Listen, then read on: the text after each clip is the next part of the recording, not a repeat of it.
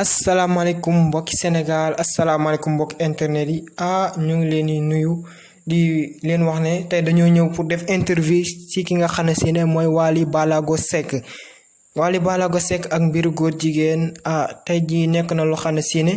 moom mooy def buzz ci internet bi lu xam ne si ne lu nekk loo xam ne lu doy waar la ñëpp a ngi ciy wax man nag damay laaj Wally Seck ak affaire bi fan la jëme jeunesse bi nga xam ne si ne moo topp Wally Seck nga xam ne si ne buy def concert day fees te gis nañ ne concert bi mujj gis nañ te lu xam ne si ne Sénégal gépp ñoo ngi koy ñaawlu kenn rafetlu ko mu mel ne loolu daal nekk na lu doy waar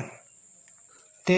c'est la première fois ñuy gis ab concert ñaari góor di def naka su dul noonu Wally Seck daa mel ne moom daal mooy loolu ndax njëkk na fee sol li nga xam ne si ne mooy peew ñu naan Wally Seck après mu teg ci yeneen ay yëre sol drapeau bi yor saak yooyu yëpp Wally bu ñu waxee mu ne xawma ci woon dara fexe ba génnaat ci tey jii ñu gisaat lii est-ce que buñ xaaraatuñ yeneen ci Wally Seck muy def yeneen geste ci li nga xam ne si ne mooy mbiru góor jigéen xëy na kenn ku ko miimale ne kii góor jigéen la ndaxte gis nañ Wally Seck yi muy def ci Sénégal affaire yu baax yi muy jëf yooyu noonu dafa nekk lu xam ne c'est extraordinaire mais tey jii parfois dañuy dem ba si yàgg Wally di def lu baax ba si yàgg rek ñu dégg ne Wally Seck def na benn geste bu xam ne si ne day jëmmal li nga xam ne mooy góor jigéen fii ci Sénégal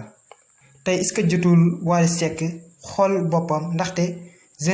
jeunesse bi ko topp bari na lool buy def concert day fees dell ak ay jeunes te yaakaar naa jeunes yi ñoo yore réew mi ëllëg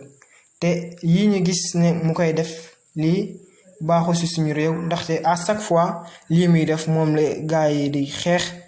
di def lu nekk mais malheureusement doy waar gu xam ne si yéen mooy loolu ñu mbokk yi ñu kii ko foofu ba beneen di leen wax ne abonné leen ci chaîne bi nga xam ne mooy M Info TV di ngeen amaat yeneen information